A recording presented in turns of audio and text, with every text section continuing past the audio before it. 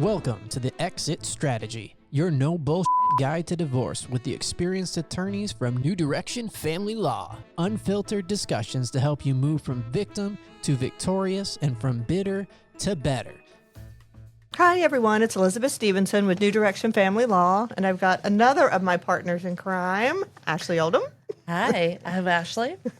And we have Cam here today as our well, this is saying my age, our Ed McMahon for the Johnny Carson show. The MC. The MC, that's right.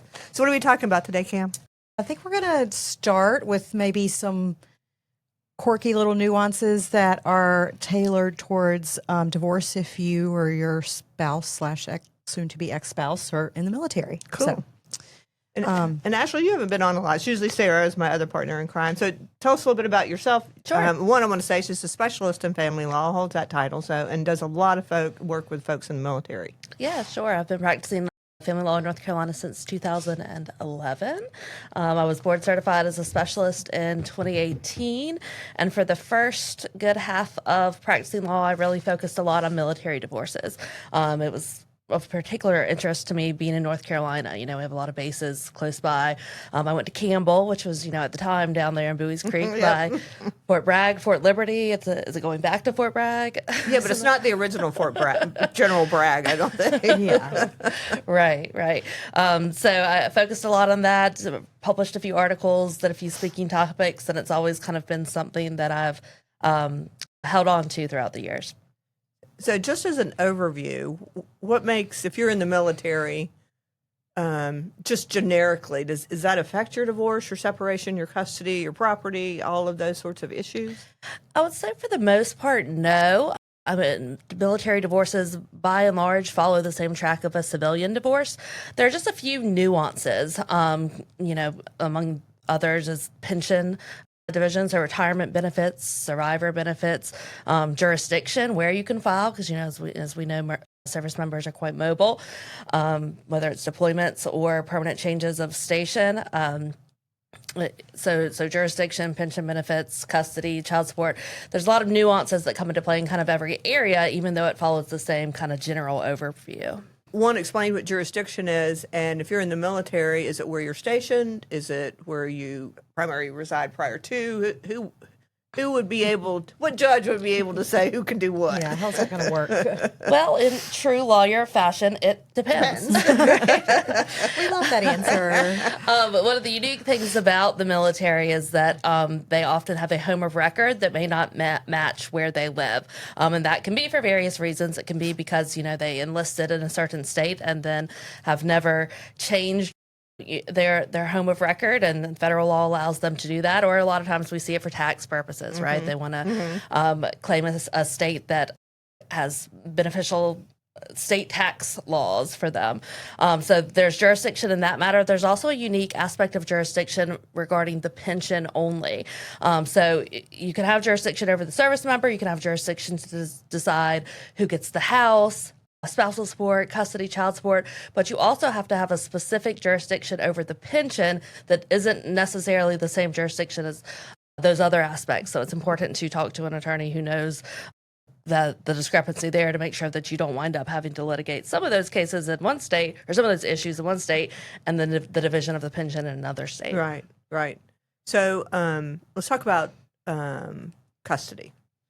Anything special, particular about that? I've had cases where there is a custody order, somebody gets orders, and they're shipped out, and they're already separated and divorced and have a custody order, and that just gets kind of sticky sometimes. It is, yeah, it's really sticky.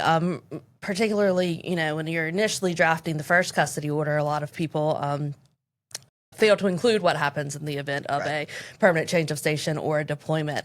But some people do, and if you do, by and large, judges are likely to defer to that, right? You've decided what you thought was best for your children at the time. And that's particularly in the case of a law that North Carolina and I think about 30 other states have. It's called the Uniform Deployed Parents Custody and Visitation Act, UDP-CBA.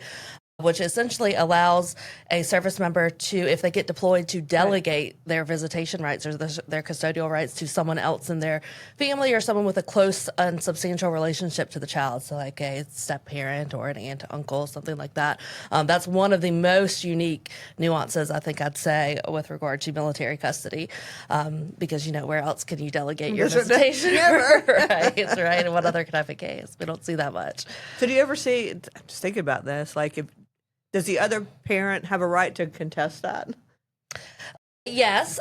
So if they're kind of the law on it in North Carolina has several parts. And so like one part talks about if they can do it by agreement and one part talks about if they can't do it by agreement and if they have to go to court. So there's certain rights in there for the service member and the other parent in terms of like the timeline you have to do it on. They have a right to an expedited hearing.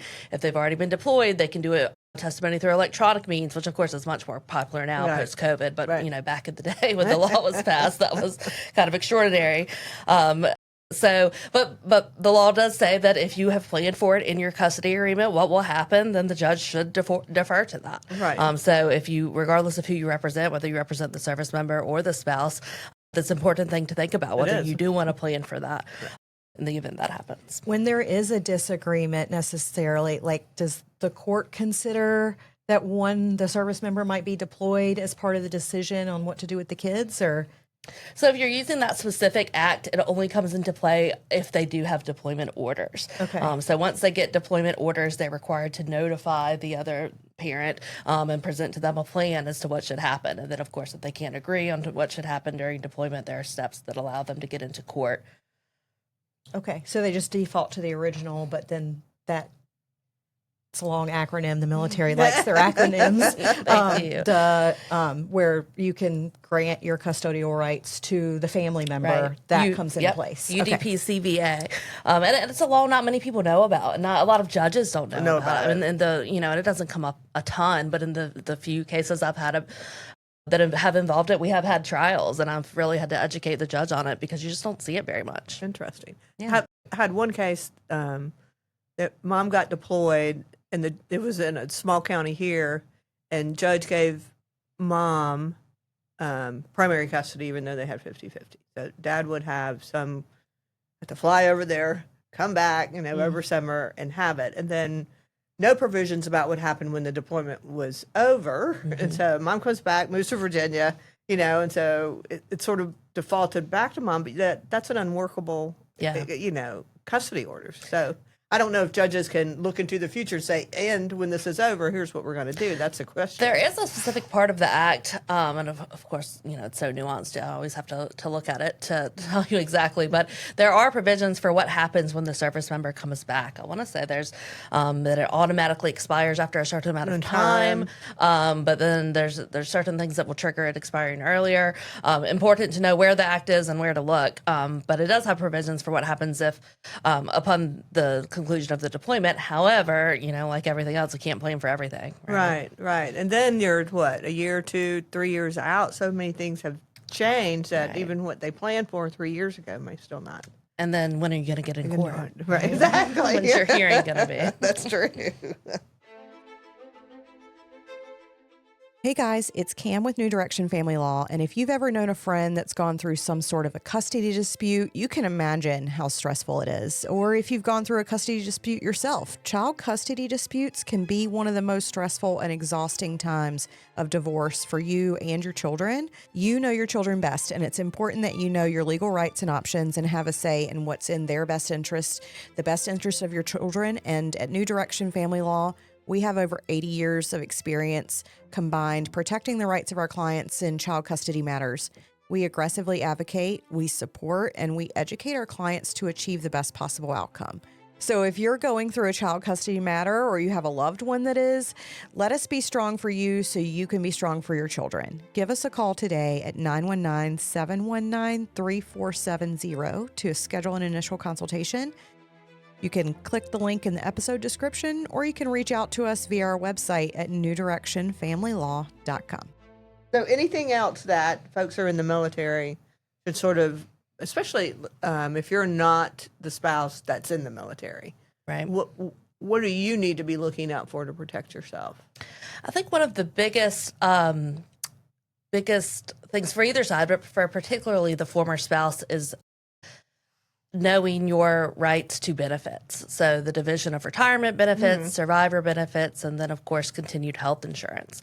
I think one of the most common misconceptions I've seen over the years on both sides, the military member and the former spouse, is a lot of people believe that you cannot divide the military pension unless you've been married for 10 years.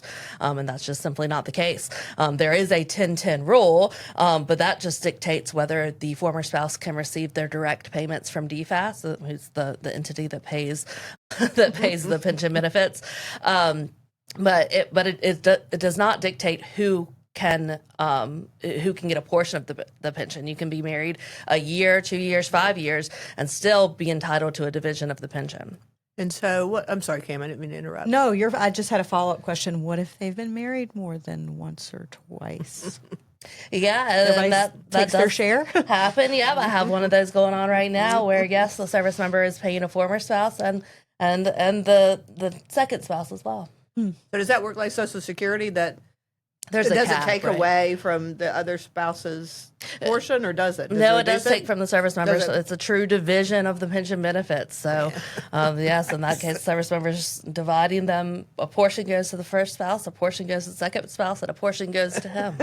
Hopefully he's learned his lesson the next go around. Get a Whenever prenup, we retire. get a prenup the What I next was going go to say, around. when are we doing an episode on prenups? Yeah. So what is, can you explain, and this is especially true for the non-military spouse, why should you ask for a survivor benefit within the pension?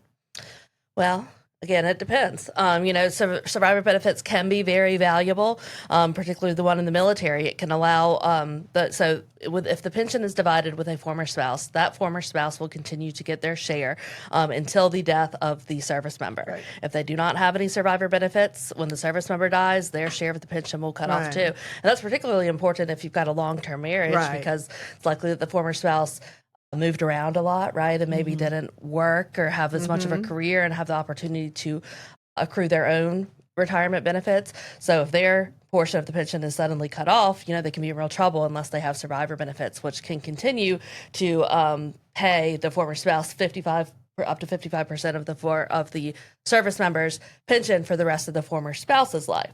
So it can be a big benefit, but there's still downsides to it that you've got to consider whether it's right for you. For example, it's expensive. It's typically more expensive than like a life insurance policy. Right, exactly. So you want to do a cost benefit analysis there. It also is suspended if the former spouse remarries before the age of 55. So if you got a young spouse, you might want to think about whether they really want to bargain for that, knowing that they might get married before that age. Right. And of course, if it's suspended, notice I didn't say terminated, it's suspended. So if that former spouse's remarriage then ends in death or divorce, it can be revived. Interesting. That is interesting. You asking the question about custody, and then when we're talking about things that the non-service member needs to know. One thing that kind of popped into my head is, what about housing? Like, do you have any input on how that works? Because I think a lot of parents who try to co-parent try to keep their military or try to keep their housing close together for school districts and things like that. So does that come into play at all during divorce? Well, to the same extent as a civilian divorce, I mean, housing is always going to be important, right? There's always going to be school district issues. Service members are, in addition to their base pay, they are giving basic allowances for housing, which is additional pay for housing that, one, is tax-free, but two, is also designed to be comparable to the zip code, to the cost of living in that area. So that's something to consider when you're calculating child support or ability to pay, in terms of if there's an alimony obligation for the former spouse. So housing can be important there. In a scenario, I think it's pretty common where, especially like the service member might have the potential to be deployed often. And so for stability standpoint, they may want their former spouse and kids to be able to stay in one spot. If they get divorced, do the spouse and kids get to stay in military housing? I was going to ask that same question. Yeah, like don't have many clients that live in military housing. What I see actually far more often is couples that are divorced and that have multiple houses because they've been, they've lived around the country, right? So they might, I have a case right now where they have a rental house in South Carolina, a rental house in Colorado, and then they will soon have a house that they are no longer living in Fayetteville. Right. So here we're talking about, and they've made very good money because they bought it, before interest rates went crazy. So these are profitable rental homes. And so I actually see a lot of those now, where the families have multiple houses. So you got to take into consideration whether we're going to keep them, how we are going to use rental income and calculating benefits and support and whatnot, or if we're going to sell them, tax implications, all that. So it's kind of more of a nuance that it's kind of akin to high net worth clients that I think we're talking about later. Right? Well, we're definitely like opening up the can of worms and showing people like how like every little situation is a bit different, right? And so it can just be, lots of nuances. Right. So that's maybe off topic a little bit. I don't know if we know the answer to this. Are there special considerations for like domestic violence protection orders regarding military, because they do carry firearms, that sort of thing? It could go on their record. So you want to sort of, you got to walk through all those scenarios about want to keep you safe, but what are the consequences? And are there some other ways that we can possibly figure out how to do that? Yeah, absolutely. When you have, traditional DVPOs, domestic violence protective orders under Chapter 50B in North Carolina, you want to be careful when you're dealing with a service member or, a police officer. Right. Someone who carries a firearm for a living, because it can have severe implications on their career. But of course, we got to balance that with keeping the victim safe, right? So, there's things you can talk about, other agreements you can discuss, and terms that you can add in to negotiate something that's going to protect both parties and not impact someone's career. There's also programs on base, like family advocacy program, that can get involved and provide support for the family as well. Right. Well, that was an education for me, because I don't do a lot of military divorces. I hadn't thought about the firearm aspect of it, but I guess you guys have to all the time. Yeah, I mean, I have it more in like a law enforcement or something particular to that, but because it's like, especially in law enforcement, if guns taken away, you can't work, so you can't pay child support, or you can't pay support, so there are all sorts of ramifications that you sort of have to think about in that respect. Yeah, definitely. Are there other programs that are available through the military, like the advocacy program, that are important for divorce and things like that? Well, in true military fashion, they probably have a program for everything. Probably. One thing that people often ask about when they call and they're from a military family getting separated, particularly a custodial parent, is support. Doesn't the military require my spouse to pay me a certain level of support? And the answer is yes, but that level is oftentimes, it's not designed to be a replacement for child support or for alimony. The military does require their service members to maintain a certain level of support for their dependents, but it's often not sufficient. So while there might be some base level of support that the military requires, you definitely want to seek an attorney to determine whether that amount of support is appropriate for your family and your situation. And then the state's laws just kind of take over on how to calculate from there. Right. The interim family support regulations are designed to kind of be a Band-Aid, to put a Band-Aid on things while the state courts figure it out. Gotcha. Right. Well, that was, and I would say if you have questions about this or more questions, Ashley really is our most educated person in this area, but she had a lot of experience in that. So please give us a call. Happy to set a consultation with you. And we appreciate you listening today. Yeah, thank you. Thanks for listening. Don't forget to leave us a review. You can visit us online at newdirectionfamilylaw.com. You can also follow us on Instagram at the Exit Strategy _podcast, or email us at exitstrategy@newdirectionfamilylaw.com. We'll be back next week with more no bullshit content about life, divorce, parenting, relationships, and everything in between.